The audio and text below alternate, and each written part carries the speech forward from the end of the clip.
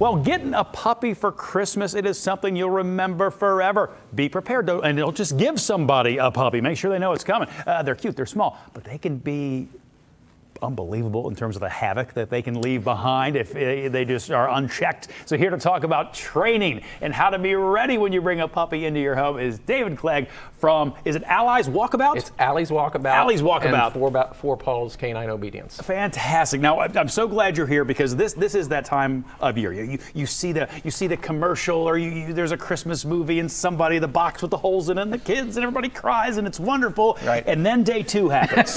you know what I mean? And it's a whole different thing, and it really is one of those things where you can't just get the puppy. You have to know what you're in for. Yeah, that's exactly right. In fact, with houses with children 2 to 7, we actually don't recommend a puppy. Okay.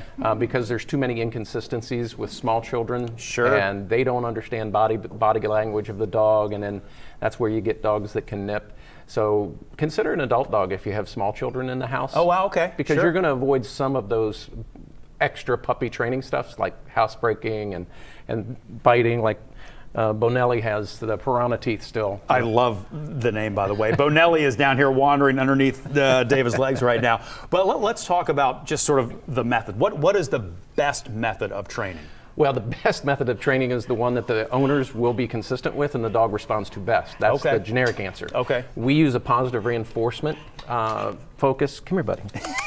We use a positive reinforcement system. So we're trying to let the dog have the most positive experience while training. And one of the things we do, Bonelli, look. Oh, good girl, look. And so that's beginning to teach the sit, right? Yeah. And then, so we'll do things like that. So she loves getting the treat. Sure. So she loves working for it. Yeah. Oh my goodness. You're a good girl. There. Can they read your face? Well, when you smile at a dog, you're snarling. Oh. Because you're showing your teeth. Gotcha. Right? Okay. So I get in the habit of just being light with but what they really understand is music. They understand the sounds we make. They don't understand the words we say. Okay. So that's why it's important to be consistent. But with a puppy, you start with just hand signals. Okay. Just giving hand signals. And once they can do that 8 or 10 times consistently, then you might add a verbal cue. Tell me specifically about puppy preschool and what it is you do. Sure. When you get a puppy in. Puppy preschool is a chance for dogs, like she's only 3 months old. I have to pet her. Yeah, Can I get down ahead. here? Okay. Yeah. Okay. Hi there, Bonelli. That haven't yet been socialized because they haven't been around other dogs other than their litter mates. Yeah. So now let me backtrack just one thing about puppies. If you do get a puppy, make sure that you're taking a blanket or something from the house, rubbing it on the mom, rubbing it on her siblings. Okay. And put it, that'll make crate training so much easier. Oh, okay. Yeah. I never really thought about that before. But in the context of puppy preschool, it's just getting them socialized and around other dogs and doing some very basic skills like the sit or recall. When you call their name, they come to you. Yeah. Things of that nature.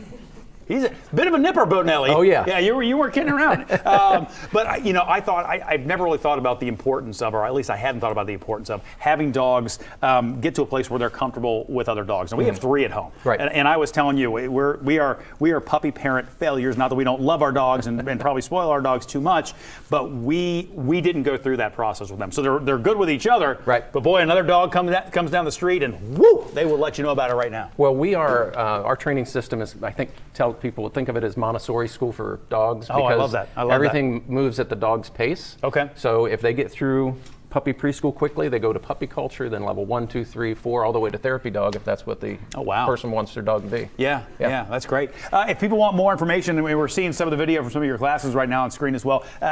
Best place for them to go, all that kind of stuff. And how often do you offer classes? We have about 14 classes a week. Okay. But it's expertcaninetraining.com. Expert, letter K, number 9, caninetraining.com. Got it. All right. We will get that website up on local12.com as well. Before I let you go, I want to ask you one more thing. Sure. What is the biggest mistake that a new puppy owner makes? Too much unearned attention. In other words, the dog wanders over and you start petting the dog without giving it a command. Yeah. And what happens is they love you like crazy, but they won't necessarily respect you as a leader.